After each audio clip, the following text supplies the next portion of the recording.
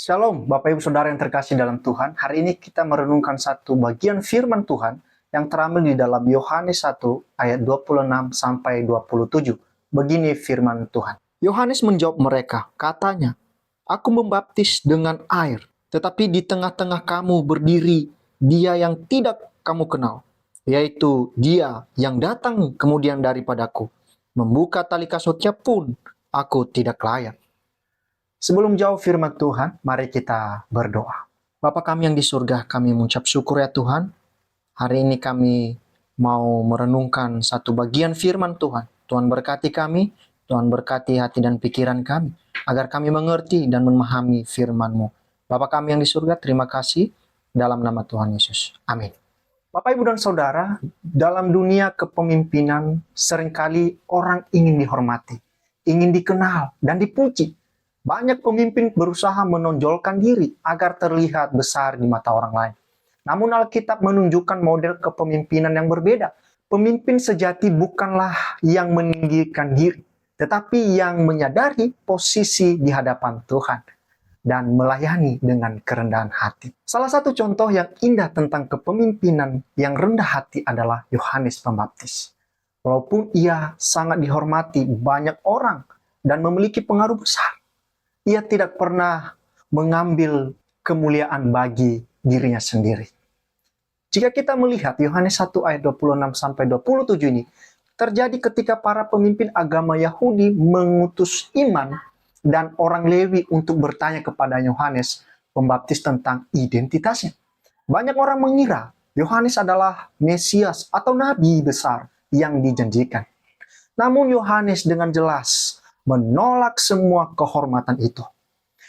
Ia menegaskan bahwa dirinya bukan Mesias. Bahkan ia berkata bahwa di tengah mereka sudah ada Dia yang jauh lebih besar darinya, yaitu Yesus Kristus. Dalam hal ini Bapak Ibu, Yohanes menyatakan kerendahan hati yang luar biasa dengan mengatakan bahwa membuka tali kasutnya pun ia tidak layak. Sikap Yohanes ini menunjukkan inti dari kepemimpinan yang sejati. Kerendahan hati dan kesadaran bahwa semua kemuliaan adalah miliknya Tuhan. Yohanes memiliki pelayanan yang besar. Banyak orang datang kepadanya. Ia dikenal luas. Bahkan para pemimpin agama pun memperhatikannya. Tetapi ia tidak pernah menggunakan pengaruh itu untuk meninggikan dirinya. Sebaliknya, ia malah menyuruh orang banyak datang kepada Kristus. Ini adalah pelajaran penting bagi setiap orang percaya, terutama yang dipercayakan memimpin atau melayani.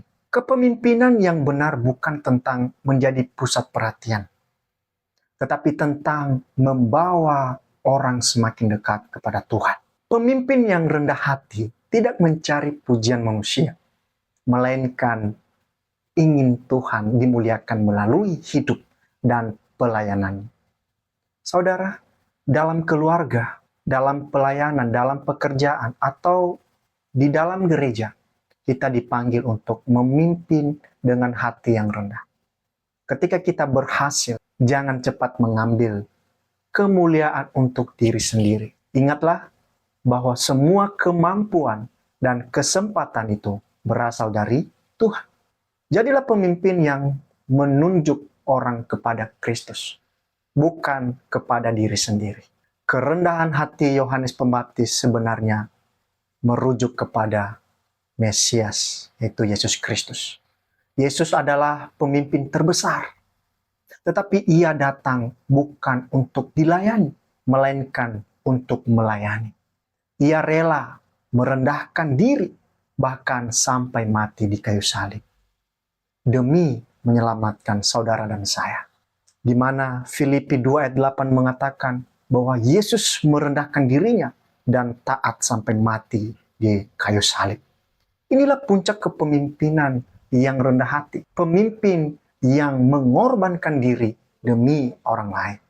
Oleh sebab itu kita sebagai pengikut Kristus, kita dipanggil meneladani kerendahan hati ini. Dalam setiap pelayanan dan tanggung jawab yang Tuhan percayakan, Mari kita belajar berkata seperti Yohanes.